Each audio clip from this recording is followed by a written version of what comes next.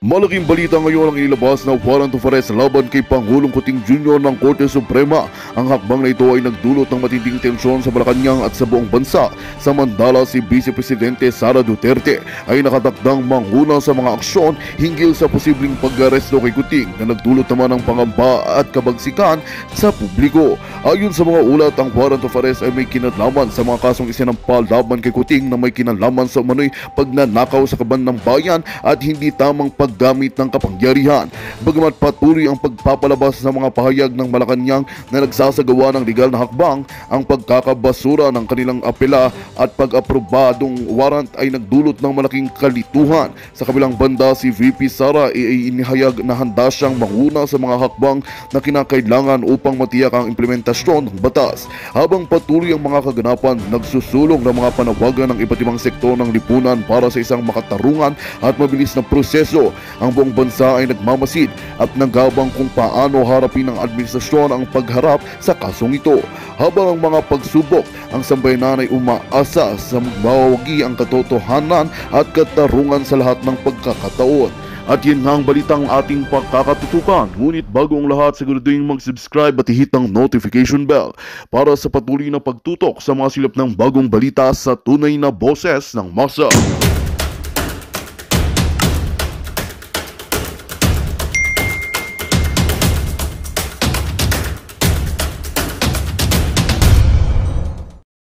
Yung reaction na tawa-tawa para kumpara natin, tingnan mo, buang talaga. Isipin mo, sa 27,000 na nag-react, no? Sa awa ng Panginoon, 26,000 natawa na lang.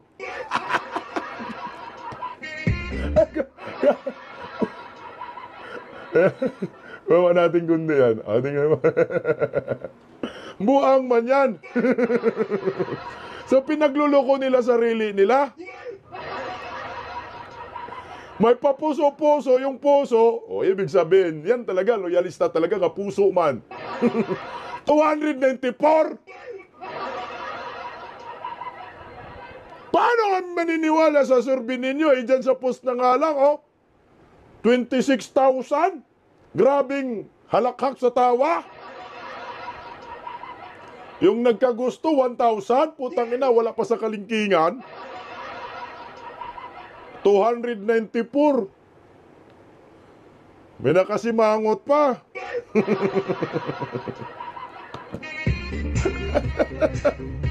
Hindi, pangarap lang man nila talaga yan. Pero kung ikalye survey mo talaga, Duterte talaga. Lalo na daming krimen ngayon. Di ba? Sa Army trolls yung wala yatang pambayad si Palaka dyan, animal naman. Ba't yung nag-heart 294, baka nag-123 na sila? No? Di ba minsan pag mga ganyan, pabor sa kanila, padaming like. Di ba? Pati mga Indiano, mga taga-Bangladesh, Pakistani, lahat yan nagla-like eh. Baka nag-ano sila, di-up agad kasi undas man, no? Undas man.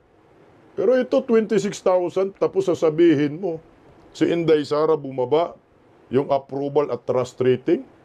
Nangunguna si Ngagba, buang.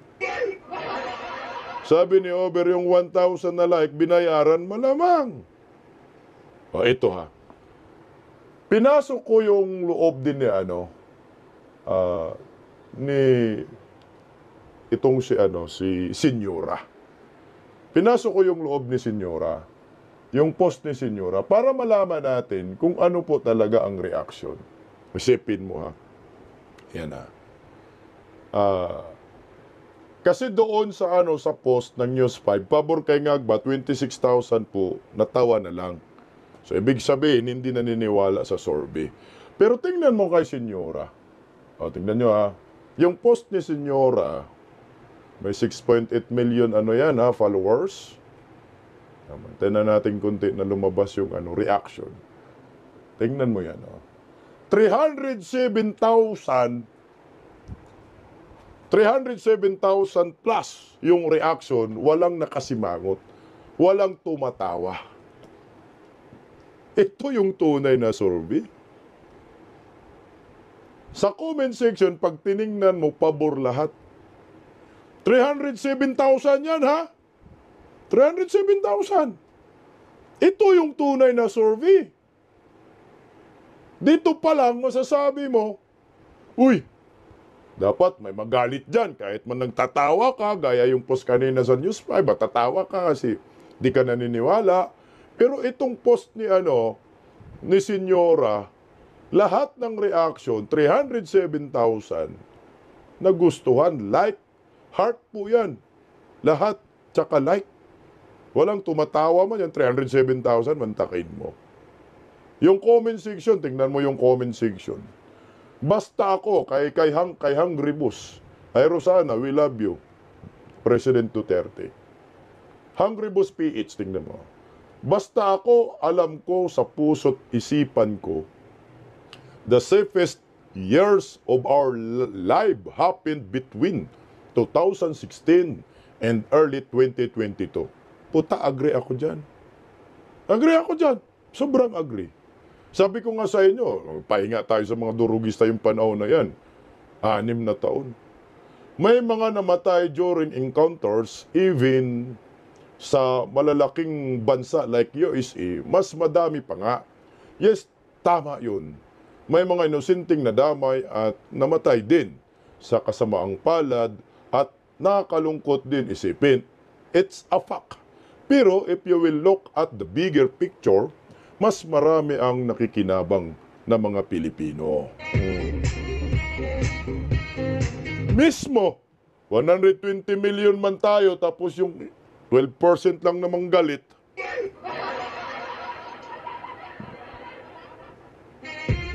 Ito yung sinasabi kong tunay na survey. Tunay na pulso ng bayan.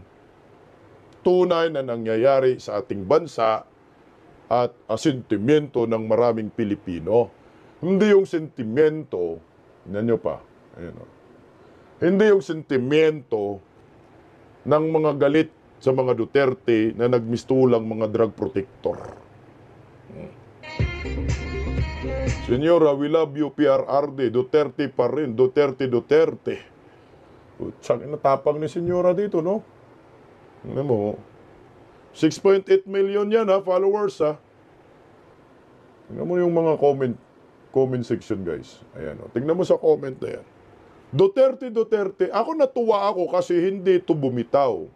Itong si Senyora since 2016 Sabi ni Edgar, lahat ng kilala ko dati na adik tumigil sa panahon ni Pangulong Duterte. At nagbagong buhay pero ngayon nakakalungkot.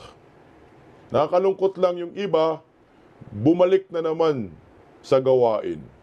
Hindi perpekto ang kanyang war on drugs dahil may nadadamay at madadamay talaga ang inosente na gawa ng iilang kupal na pulis. Normal kasi yung collateral damage kasi. Ito naman, Bintong, super agree tayo dyan, Senyora, Daniko. Ngayon, malalakas na naman ang loob ng mga mahilig magpuwil. Nagpo-puwil nga noon, nagpapile na ngayon ng COC. Sabi ni Arlene, we need a president with traits of former President Duterte. Mismo. Mario, hindi nababayaran yan si Senyora. Hindi talaga nababayaran yan. Yan may prinsipyo. Tingnan nyo po. Ako sa akin, malaking bagay po itong mga post kagaya nito ni Senyora kasi alam naman natin na pinutakte ang mga Duterte at alam naman natin yung mainstream media ay kalaban talaga ng mga Duterte mula noon hanggang ngayon. Tingnan mo. Ulitin lang natin yung kay Arlene. We need a president with traits of a former President Duterte and wisdom of late Madam Miriam Defensor Santiago, praying for our country to have good leaders who can diminish this endless dilemma. Inday Sara siguro pwede. Inday Sara talaga. Next na Inday or si Basti. Sabi ni Jeremy Jaico, nung si Digong ang nakaupong president, talagang ramdam mo na presidente siya mismo. Ramdam mo talaga na presidente siya. Hindi kagaya ka, hindi mo ramdam ang presidente. Tignan mo Kahit ako ba naman didiis, sino bang hindi susuporta sa isang Rodrigo Roa Duterte na alam mo naman, na ramdam natin yung kanyang pagiging tatay ng lipunan. Meron po akong epli na video, wag magsadong magsiiyakan Undas pa naman. Ipapakita lang po natin kasi maraming salamat Senyora dahil sumuporta ka pa rin kay Tatay Digong. Hindi ka nagpabili ng inyong prinsipyo kahit yung iba nabili na ang kanilang prinsipyo. Nandito pa rin tayo. Panoorin po natin mga kabisdak.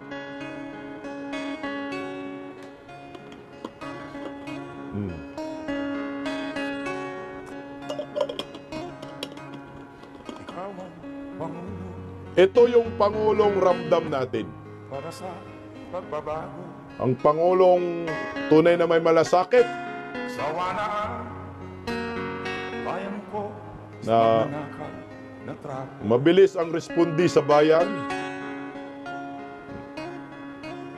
Madilim na kahapon. Ito yung Pangulo na kailangan ng sambayanang Pilipino. Kawan mag-aahon Na hindi natin kailangang iwanan. sa piling mo.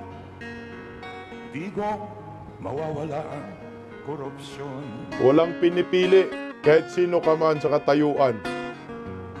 Tayo na Pilipinas. Mahirap ka man o mayaman, Tayo na magbago. basta Pilipino, nandyan si Tatay Digong. Hawak kamay tayo para sa pag-asenso. Iyan ang tunay na Pangulo. Ikaw at ako, tayong lahat kay Rodrigo Duterte para sa tunay na pagbabago. Walang makakapantay ang sakripisyo ni Tatay Digong at pagmamahal sa bayan. Siya lang ang gumawa ng ganyan. Wala nang iba. Ikaw ang Pangulo Kinukomport yung mga naulila. sa pagbabago. Sawa na ang Pagkatatay, bayan ko sa ipinapakita magnanakaw lang niya. na trapo.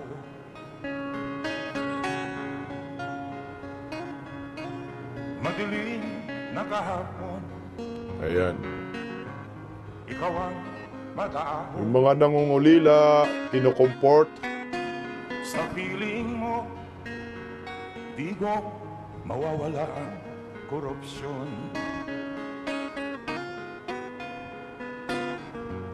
Tayo na Pilipinas, tayo na magbago.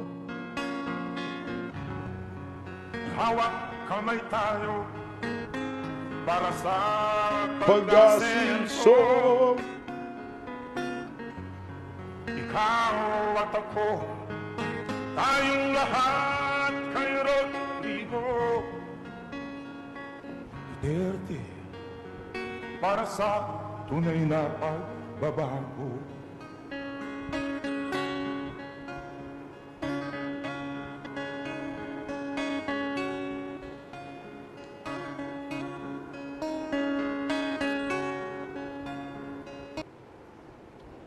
Ito yung tunay na Pangulo.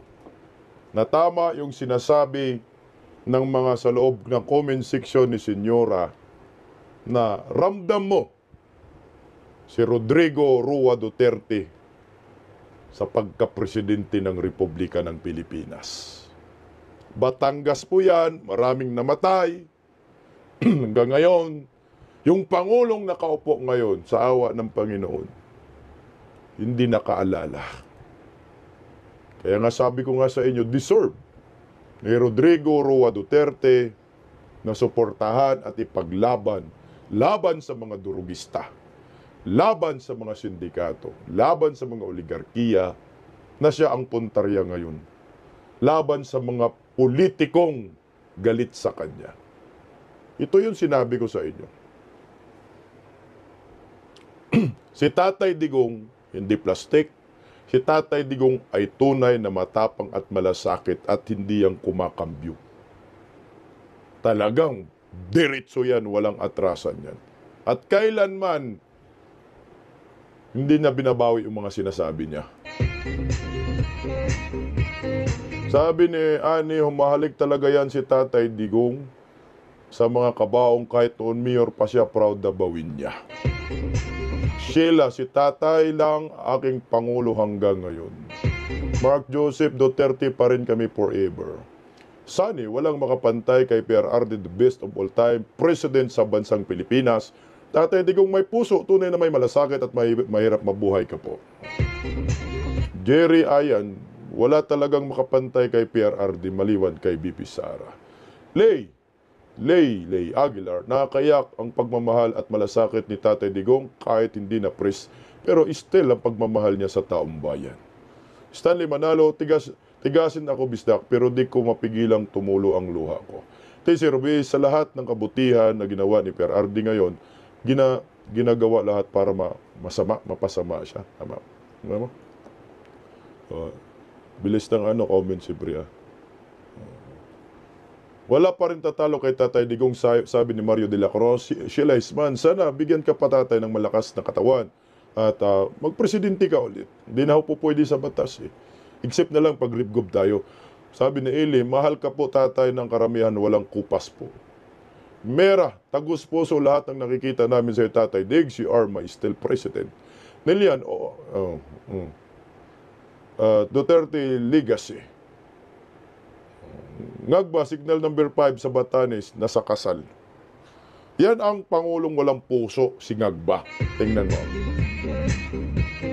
Kung may puso pa itong taong ito, bumisita na sa kanyang tatay, no? Kasi, bumisita, baka takot mahukay ni Inday, no? Ano mo Kung may puso lang itong si Dayunyor,